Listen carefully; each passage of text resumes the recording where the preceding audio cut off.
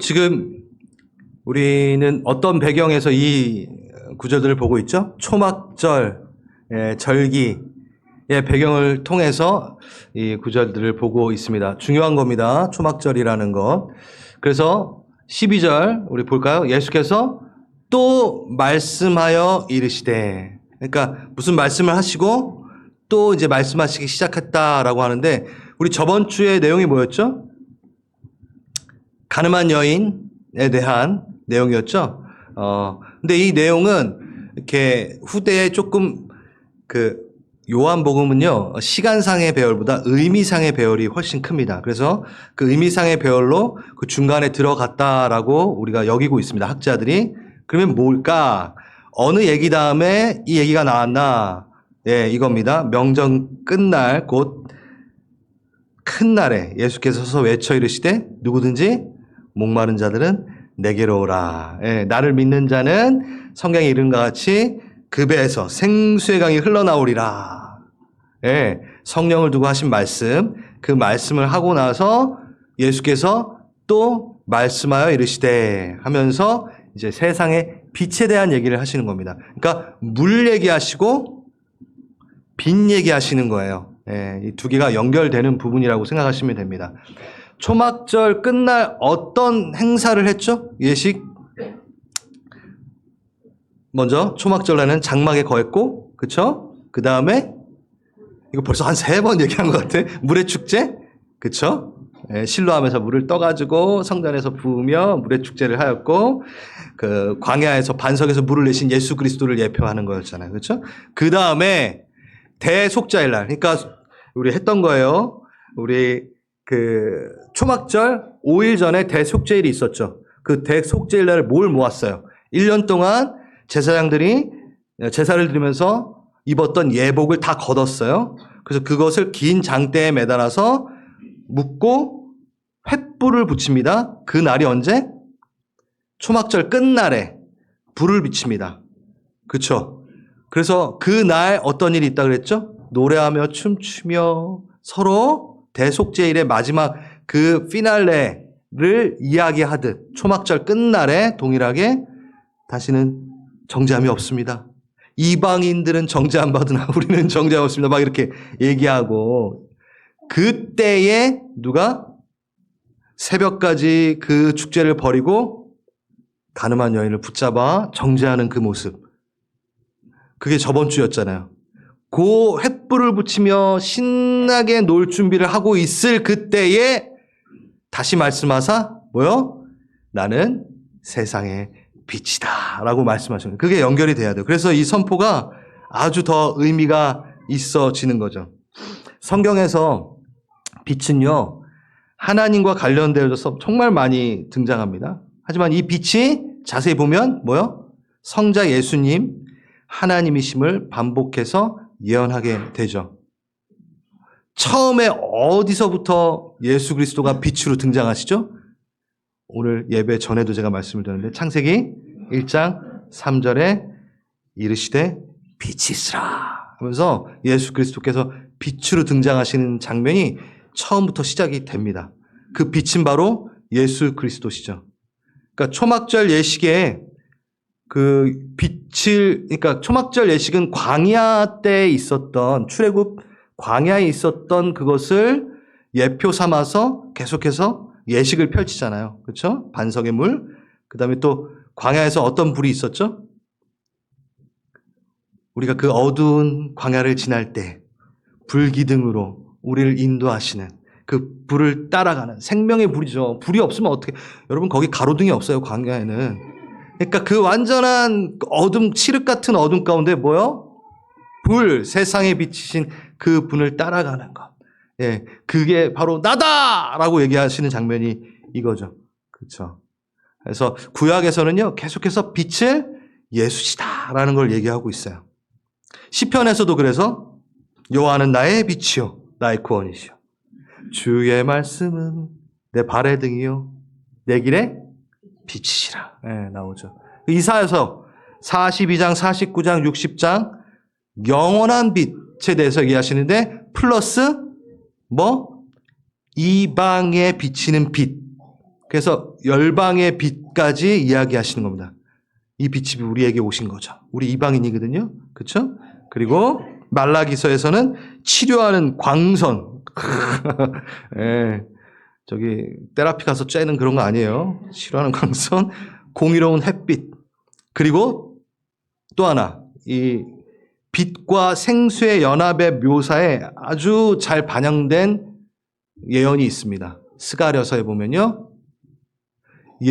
여호와께서 아시는 한 날이 있으리니 낮도 아니요 밤도 아니라 어두워갈 때 빛이 있으리로다. 그날에 생수가 예루살렘에서 솟아나서 바로 예수 그리스도를 말하는 거죠. 이게 바로 이제 신약에 등장하시는 예수님이시고 누가복음에 예수님 탄생할 때 어떻게 되나요? 시몬이 이방을 비추는 빛이요. 다 그 예언이 이루어졌다라고 하는 거죠. 주의 백성의 이스라엘의 영광이요. 그리고 우리가 지금 보고 있는 요한복음 1장에 어떻게 되죠? 어둠을 비치는 빛, 참빛. 세상에 와서 각 사람에게 비추는 빛. 그리고 오늘 이 8장의 세상의 빛. 계속해서 반복하고 있습니다. 그리고 계시록 마지막에는 어때요? 여러분, 빛이, 햇빛이 쓸데없다. 왜? 영원토록 빛나는 예수 그리스도의 빛 때문에. 그래서 다시는 밤이 없고 등불과 햇빛이 필요 없지 않느냐. 이 바로 빛이신 예수 그리스도. 그렇게 나는 세상의 빛이다. 그리고 구약에서부터 예언됐던 그 빛이 바로 나다라고 이야기하는 순간 바리새인들은 반응합니다. 아주 비판적으로. 그 말에 증인이 있느냐? 너 증언은 참되지 않다. 그러니까 예수님께서 뭐라 그러시죠? 내가 나를 위하여 증언하여도 내 증언이 참되다 하면서 왜 그 증언이 참된지를 이야기하기 시작하십니다. 근데 먼저 예수님이 이렇게 복음을 선포하는데도 바리새인들은 반항합니다. 듣지 않습니다. 시간이 걸려요. 전 이걸 보면서 그래, 우리 지치지 말자. 가까이에는 우리 가족, 그리고 멀리에는 그 미전도 종족. 아니, 예수님도 이렇게 회방을 받고 방해를 받고 예수님 말도 이렇게 안 듣는데 뭐 우리 말을 잘 듣겠어? 여러분, 지치지 마십시오. 여러분, 가까이 있는 가족들에게 복음을 전할 때 뭐 한두 번 전했다고 그 다음부터 또 전하면 싫어할까봐 뭐 안 하지 않고 이러지 마십시오. 넌 하나님 예수 그리스도로 살아야 돼 하면서 계속 기도하며 뭔가 좀 기회가 난다 하면 또 찌르고 또 찌르고. 그러니까 나쁘게 찌른다는 게 아니라 고구마 찌르듯 익었는지 이렇게 보는 것 찌르듯이 복음을 말하는 거죠. 여러분, 복음을 전하는 게 쉽지 않아요. 알아요. 예수님도 전하는데 계속 방해를 받잖아요. 근데 왜 우리는 방해받지 않을 거라 생각하세요? 방해받습니다. 근데 어느 시대도 그 복음을 전하는 게 어렵지 않은 시대가 없죠. 다 어렵죠. 근데 복음을 전하지 않은 시대는 없습니다. 그러니까 그 어려움과 전하는 거는 별개라는 거예요. 무조건 선포해야 됩니다. 다시 증언에 대한 얘기를 한다면 예수님께서 내 증언이 참되다라고 말씀하신 게 이게 처음은 아니에요. 요한복음 5장에서도 그 말씀을 하셨습니다. 나 혼자 증언자로 있는 게 아니라 아버지께서 함께 증언자로 계신다라는 내용. 그게 바로 17절, 18절입니다. 한번 볼까요? 같이 읽어볼까요? 시작.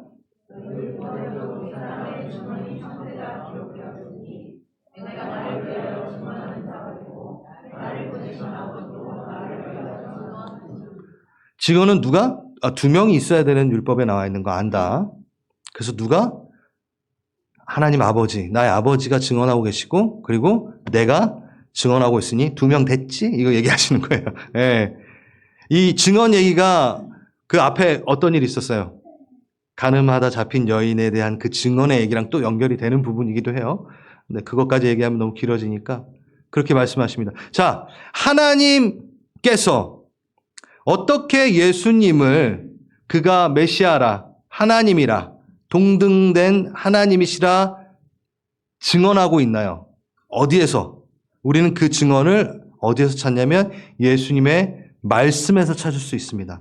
그러니까 예수님이 선포하시는 그 말씀은 하늘에서 내리지 않는 한, 하늘에 살지 않는 한 말하지 못하는 내용들이 전달되고 있잖아요.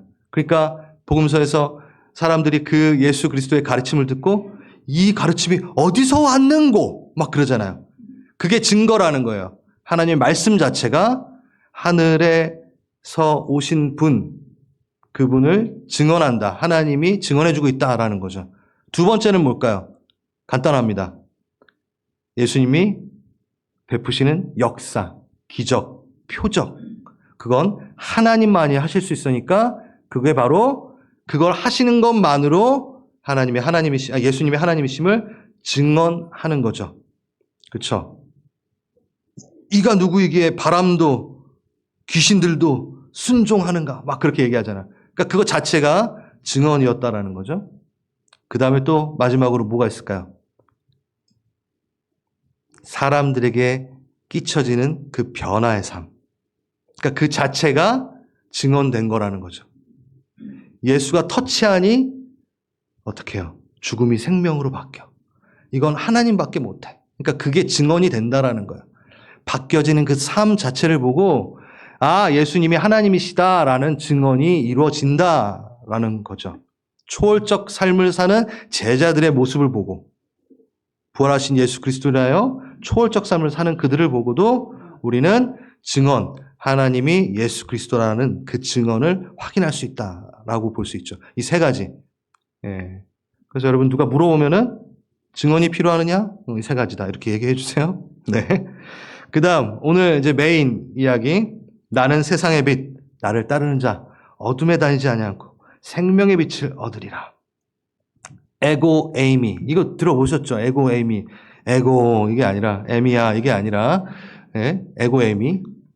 7번의 자기 선언을 하십니다. 예수님이. 요한복음에 통틀어서 7 완전수. 그쵸? 7번의 표적. 7번의 자기 표현. 예, 자기 선언 있었잖아요. 우리 다 했었던 거예요. 그게 6장에서는 생명의 떡이니 한번 하셨어요. 두 번째 오늘 나는 세상의 빛이라. 제가 6장 할 때 이걸 잘 다루지 않았던 건 오늘 다루려고 했었습니다. 에고에이미, 헬라어는 에고에이미예요. 나는 에고, 그 다음에 에이미 뭐뭐이다, 이다라는 거죠. 그래서 영어로는 I am. 예, 이거 들어보셨을 거예요. 자, 연결을 해야 돼요. 지금 7개의 표적과 7개의 자기 계시 그리고 초막절에 이걸 사용하셔서 나는 세상의 빛이다라고 얘기하시는 모든 게 다 뭐랑 연결되어 있나요? 표적 같은 경우에도 세메이온, 가르치는 것, 사인. 이게가 아니라 이분이 메시아야. 그림자 말고 메시아를 봐. 저기 이정표 보지 말고 메시아를 봐. 그게 표적이잖아요. 똑같아요. 자기 계시도 그 구약에 예언된 그분이 바로 나야. 자기 계시하면서 예언됐던 그 사람이, 그 메시아가, 그 하나님이 나야 라고 얘기하시는 거죠. 그러면 뭐랑 연관이 있어요? 구약과 다 연관이 있어요. 자기 계시는, 예수님의 자기 계시는 표적과 똑같이. 그러면 여러분, 나는 나다. 어디에 지금 연결돼 있을까요? 구약에서. 여러분, 예, 바로 이겁니다. 예, 이겁니다. 하나님이 나는 나야, 에고, 에이미 하셨던 장면이 있어요. 예, 이 장면. 모세가 호렙산에서 하나님을 만납니다. 떨기나무 아래서 어떻게 해요? 막 불타요.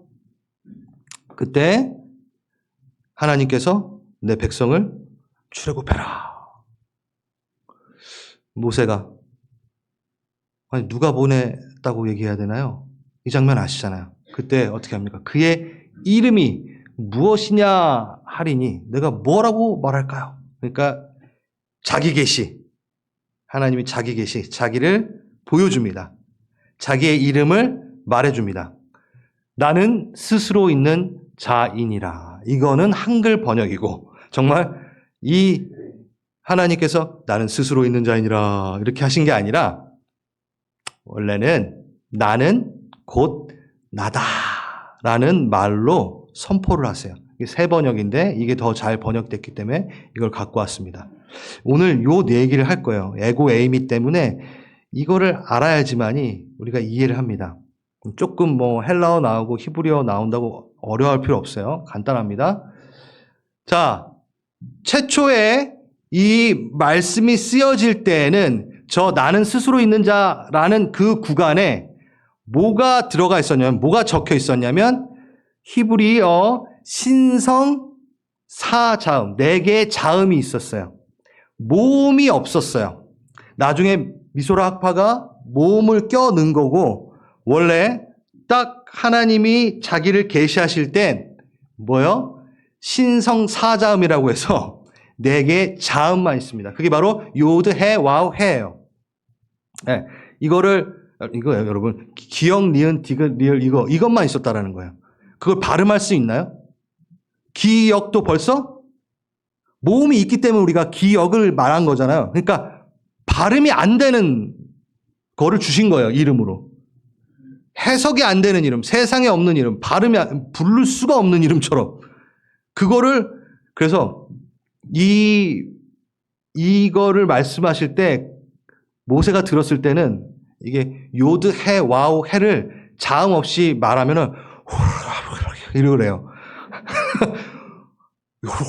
이러래요. 아, 진짜로. 그래서 왜 이렇게 말씀하셨을까? 호흡이시니까. 그래서 그 호흡을 받아 너가 살아가니까. 그래서 그렇게 감탄해서 이제 너희는 나를 부를 때 감탄하여라. 하나님 이렇게 감탄하여라라고 이 자음만으로 주셨다라고도 얘기를 해요. 재밌죠? 근데 제가 이 부분을 좀 더 묵상했으면 좋겠습니다. 발음되지 않는 이름, 세상에 없는 이름. 네, 그래서 여러분 야훼가 어디서 나오냐면 요드, 해, 와우, 해 이 단어에 영어로 그냥 알파벳으로 YHWH를 그냥 이것도 발음을 못 하잖아요. 거기에다 뭘 붙였어요? 모음을 이렇게 붙여가지고 후대에 그래서 야훼라고 하는 거예요. 그리고 여호와라고 하는 거고. 근데 진짜 이름은 부를 수가 없는 이름이에요. 하나님의 이름은. 이거라고요. 예? 그러니까 야훼도 나중에 모음을 붙여가지고 했던 거죠. 오케이.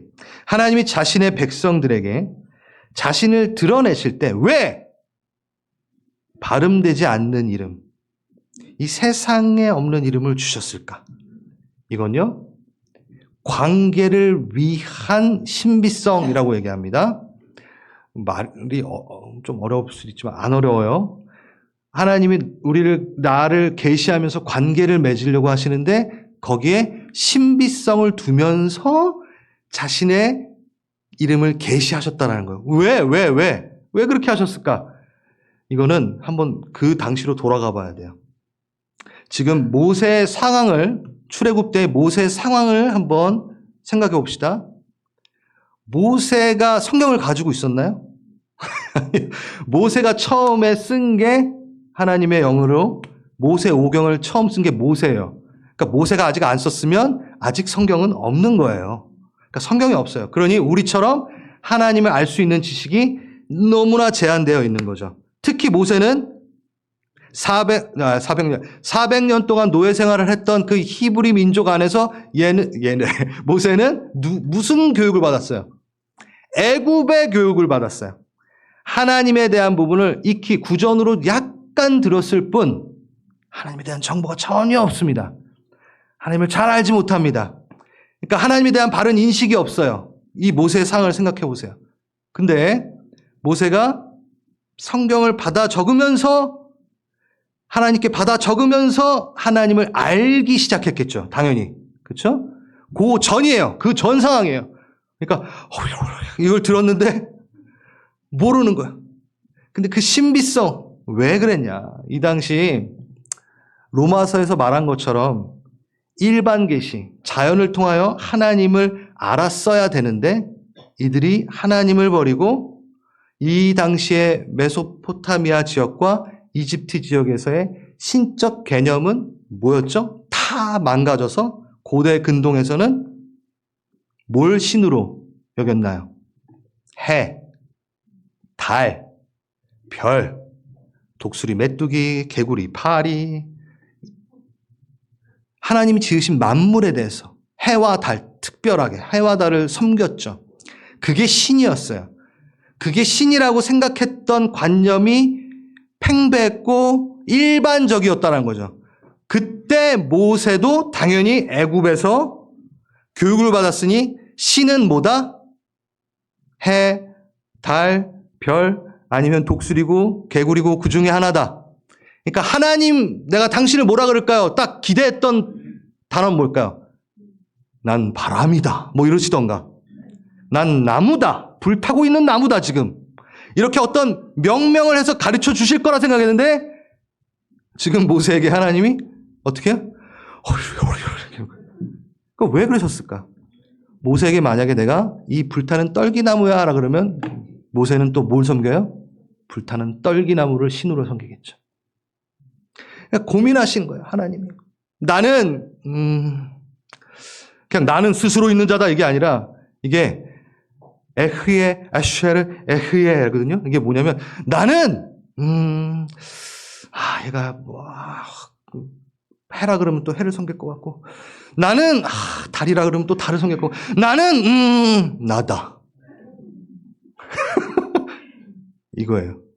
나는 곧 뭔가를 얘기하면 안 되는 얘 큰일 난데 또 얘 섬길 때 나다. 이 하나님의 이 신비성 고민하시진 않았겠지만 우리에게 관계를 맺기 위해서 뭔가 시원하게 물건 하나 뚝 놓고 이게 나야라고 하지 않으시는 관계를 위해서 제대로 된 자신을 가르치기 위해서 그래서 관계성에 이 관계를 맺기 위한 신비성이 있었다는 거예요. 자신을 계시할 때. 재밌죠? 네. 우리가 다시 한번 고대 근동 얘기를 좀 더 해보기 원합니다. 우리는 창세기 지금 1장에서 11장이 참 익숙해요. 근데 이 당시에 아까도 말했지만 대중적인 그 신적 관념이나 창조의 개념, 창조의 이야기들에 엄청난 충격을 안겨준 게 바로 이 창세기 1장에서 11장입니다. 모세가 하나님께 받아 적은 이 내용은요, 어디에도 없었고, 이들이 몰랐던 내용들이에요. 일반 계시를 통하여 알았어야 되는데도 몰랐던 아주 새로운 내용이었다라는 거죠. 이들에게는. 당연하죠. 그렇죠? 그러면 모세도 상상을 해보세요. 오랫동안 애굽의 그 가르침을 받았고 메소포타미아 지역의 그 고대 근동의 신들의 개념을 갖고 있었던 이가 창세기 1장부터 딱 써내려갈 때 그 감격을 한번 여러분 상상을 해보세요. 거기로 한번 초대해 보겠습니다. 여러분 이제 모세가 됐어요. 제가 영어 이름이 모세인데 모세가 됐어요. 착 써보세요. 고대 근동, 이집트 문서나 메소포타미아 지역의 문서들 중에는 그들만의 창세기가 있었습니다. 네? 그 중에 에누마 엘리시라는 아카드어로 쓰여진 문서가 있어요. 이 에누마 엘리시는요, 높은 곳에 있을 때라는 뜻입니다. 이 고대 근동의 메소포타미아 지역의 신적 관념의 이야기, 걔네들도 창세기가 있었다니까 한번 보겠어요? 첫 번째 특징, 다신사상이 있었습니다. 다신사상. 그러니까 주요한 신들 사이에 서로 갈등이 막 생겼어요. 이게 창세기, 이들의 창세기, 우리 창세기 아니에요. 이들의 창세기 얘기하는 거예요. 막 많은 신들이 있는데 갈등이 있어요. 그 중에 하나, 마루둑이라는 아주 건장한 남신이 하나 있었고 티아마트라는 여신이 있었어요. 얘네 둘이 싸워요. 싸워서 어떤 일이 있냐면 마루둑이 이겨요. 바다의 신인 티아마트, 바다의 여신인 티아마트를 죽이는데 죽여가지고 아직 창조되기 이전입니다. 신들만 있는 상태입니다. 죽여서 티아마트를 반으로 나눕니다. 찢어. 그래서 상반신으로 뭘 만들어요? 해를 만들고 그 하반신으로 달을 만들어요. 자, 저 성경 얘기하는 게 아닙니다. 그러니까 이들이 갖고 있었던 다신 사상을 항상 싸우면서 창조의 이야기를 하는데 신들끼리 싸워서 찢어가지고 만든 게 뭐다? 해다, 달이다. 두 번째 특징, 인간 경시 풍조가 있습니다. 그 마루득은요, 이제 자 마루득이 있고 티아마트란 여신이 있는데 얘네들이 큰 신이에요. 거기에 작은 신들이 있었어요. 이렇게 이 양편에 마루득과 티아마트가 싸우니까 양옆으로 붙어가지고 싸웠을 거 아니에요. 그렇죠? 그랬을 때 어디가 이겼어요? 마루득이 이겼어요. 외울 필요는 없습니다. 마루득이 이겼어요. 그 마루득의 편에 함께 참전했던 이 신들은 노동을 하기 싫은 거예요. 그러니까 마루득에게 얘기합니다. 우리 이제 노동하지 않게 해주세요. 오케이, 마루득 결제. 그래서 뭘 해요? 티아마트 여신을 따랐던 이 신들을 죽여 그 피로 그 시체 찌꺼기로 뭘 만들어요? 사람을 만듭니다. 자, 이들의 창세기예요. 노예로 쓸 인류를 창조합니다. 에누마 엘리시 발췌된 것 중에 하나 읽겠습니다. 마루득이 신의 음성을 들으며 마루득의 신의 음성을 들으면 그의 마음이 아름다운 작품을 만들 수 있도록 자극을 받아 그가 입을 열어 에아에게 말하니 그 마음의 계획을 전하리라. 내 피를 모으고 뼈가 생기리라. 미천한 존재 하나를 만들어 사람이라 부르라. 진실로 미천한 인간들을 만들라. 그에게 신들을 섬기라 명하여 편하게 해드리라. 그리고 이 미천한 인간들은 마루둑에게 감사 표시로 바벨론이란 거대한 도시를 만들어 드립니다. 여러분, 이게 모세가 익히 듣고 있었던 신관이에요. 사람관이에요. 그러니까 창세기를 처음에 받았으면서 어땠을까요? 받아 적어. 모세야, 니네가 지금 알고 있는 그 신은 다 거짓 신이야. 내가 어떤 줄 알아? 태초에 하나님이 천지를 창조하시는데 가라사대 시체 찌꺼기로 내가 해와 달을 만들지 않았어. 말씀으로 내가 너를 만들었고 말씀으로 창조했단다. 우와! 막 모세가 막 대박! 막 썼겠죠. 나는 이 모든 게 다 신들의 싸움으로 이루어져서 그 싸움에서 찌꺼기 나온 피나 이런 걸로 부유물로 만들어진 게 세상인 줄 알았는데 너무 아름답다. 말씀으로 어떻게 창조했지? 창세기 1장 27절, 28절 더 대목이에요. 대박. 사람을 만드시는데 뭐야? 하나님의 형상을 따라 내가 널 만들었어. 넌 하나님의 자녀야. 그리고 에덴을 만들어 너에게 줬어. 내가 널 사랑해. 전 모세가 눈물을 흘렸을 거라 생각합니다. 자신의 존재 자체.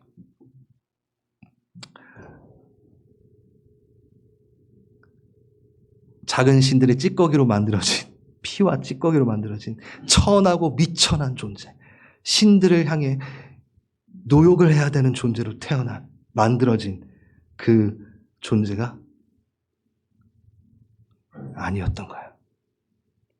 하나님이 너무 사랑해서 하나님을 닮은 자로, 하나님의 자녀로, 그리고 그동안 섬겨왔던 모든 만물들이 어떻게 해요? 내가 다스려야 되는 것들임을 깨닫게 됩니다. 내가 만물을 다스리는 예수 그리스도와 함께, 하나님과 함께 에덴 동산에서 이름을 져가며, 이름을 진다라는 건요, 거기에 대한 권리가 있다라는 거거든요. 제가 우리 하엘이를 낳았어요. 하엘이를 낳고 제가 뭐 하게요?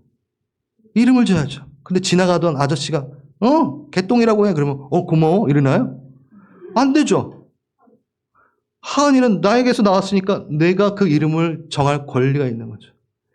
다스림의 권리, 돌봄의 권리. 그 자리에 사람이 있었던 거예요. 모세는 하나님이 자신을 계시할 때 드러나는 기쁨을 누립니다. 그게 뭔가요? 하나님의 자녀로서 정체성이 회복되어지는 일들이 생깁니다. 자녀된 권세를 누리게 됩니다. 아, 하나님의 자녀. 그 만물의 주관자이신 그분의 자녀. 그럼 나에게 그 동일한 권세가 있는 것을 창세기를 통해, 아니 하나님의 자기 계시를 통해 알게 됩니다. 에고에이미는 그 의미가 있는 거예요. 두 번째, 관계를 위한 역동성. 우리는 지금 신비성을 봤어요. 역동성을 지금 봅니다. 이것도 너무 중요해요. 자녀에게 주시는, 그러니까 자녀로서 누리는 풍요와 공급과 축복을 말씀하시는 게 바로 하나님의 이름입니다. 하나님의 그 절절한 사랑이 담겨져 있는 게 바로 하나님의 이름입니다. 뭐 없는데 잠깐 보세요. 우리가 여호와 뭐라고 항상 공란이 있죠. 여호와 여러분 아시는 거 한번 대보세요. 여호와 망했죠. 여호와 이레, 여호와 샬롬, 니시 승리자, 네. 여호와 라파 치료자의 하나님. 자, 왜 하나님께서 이렇게 나는 곧 나다라고 넘기시고 그 명명을 이제 예수 그리스도께로 맡기셨는지 한번 봅시다. 이 얘기는요, 자녀에게 주어지는 풍요와 공급, 축복이 담겨져 있다는 거예요. 그 가로 안에는 뭐든지 넣어도 된다는 거예요, 이제. 나의 모든 것이며 나의 모든 것이 되실 수 있는 하나님이라고 본인은 얘기하는 거예요. 나는 너의 치료자가 될 수 있고 난 너의 승리가 될 수 있단다. 그 역동성이 있는 거예요. 고정되어 있잖아요. 나는 해야 끝. 해가 쨍쨍 찌면 타 죽잖아요. 뭐 해 제한되잖아요. 나는 달이야 제한되잖아요. 아니야.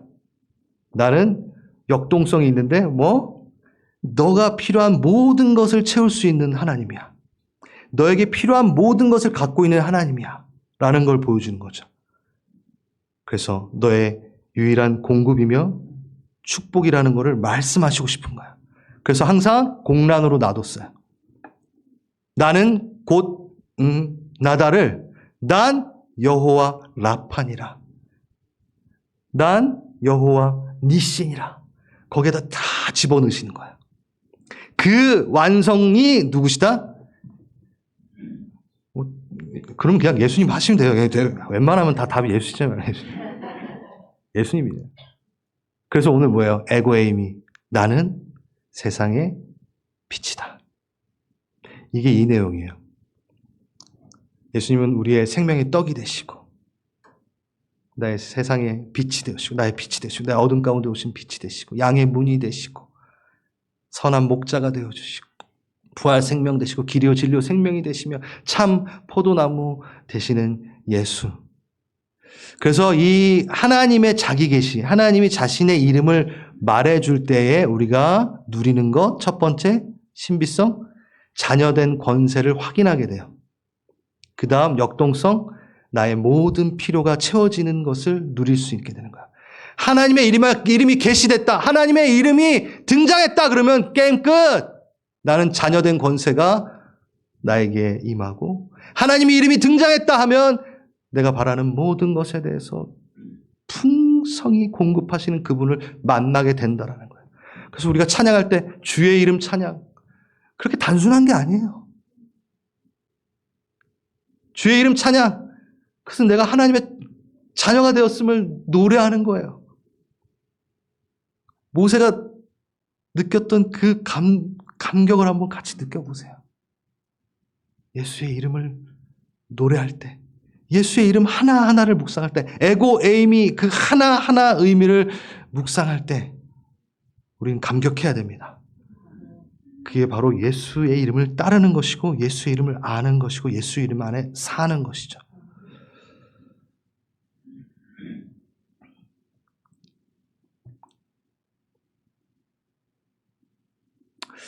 어둠에 다니지 않는다고 합니다. 어둠에 다니지 않는다고 합니다. 이 어둠은 뭐죠? 나는 가끔 죄인이에요. 이 정도가 아니에요. 나는 그닥 매일 죄를 짓는 사람은 아니에요. 이런 수준이 아니라 eternally doom. 너는 그냥 절망이었어. 어둠. 우린 보통 난 죄인입니다 했을 때 그 죄의 열매들을 얘기하면서 내가 죄인이었죠. 요런 정도인데 지금 요한복음에서 말하는 어둠은요. 완전한 절망이었는데 빛으로 산 거예요. 여러분 요 개념이 없으면요. 예수님 너무 십자가까지 지실 필요는 없는데 너무 오버하시는데요. 막 이렇게 되는 거예요. 난 그렇게 죽일 놈은 아닌데 뭐 이렇게.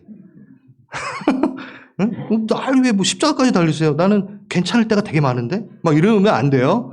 우린 철저한 어둠이었다가 빛 가운데로 십자가로 인해서 살았다라는 그것에 대해서 인지하고 있어야 돼요.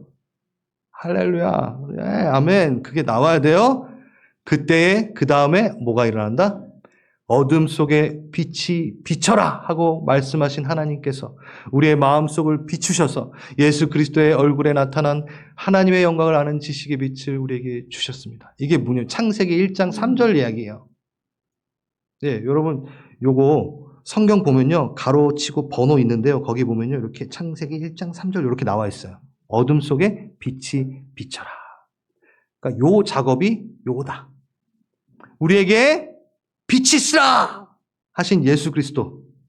그를 통하여 하나님의 영광을 알아보기 시작했다 우리가. 완전 어둠이었는데 빛이 있으라는 난 세상의 빛이야. 빛이 있으라. 빛이 너희 가운데 나를 따르는 자, 나를 영접하는 자.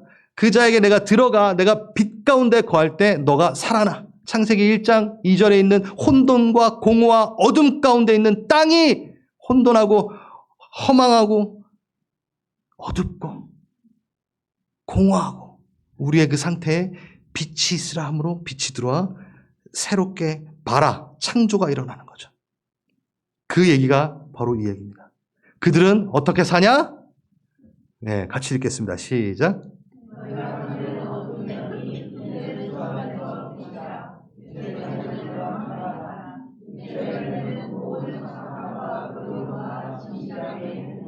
아멘, 아멘.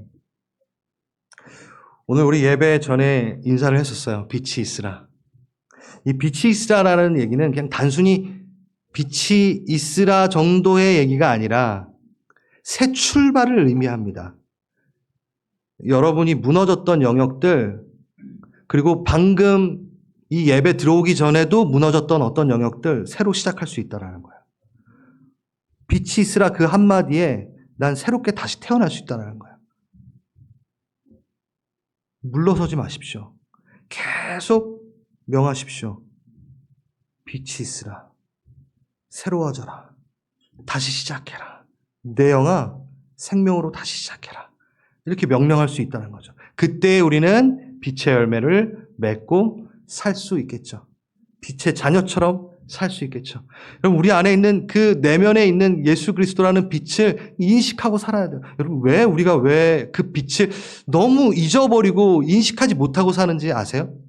제가 요한복음 5장 했을 때 했던 것 같은데 왜 그럴게요? 왜 그러게요? 너무 산만한 빛을 진짜 빛이라 여기기 때문에 가짜 빛을 내 빛이라고 여기기 때문에 에르메스 핸드백 빛나죠? 안 빛나나요?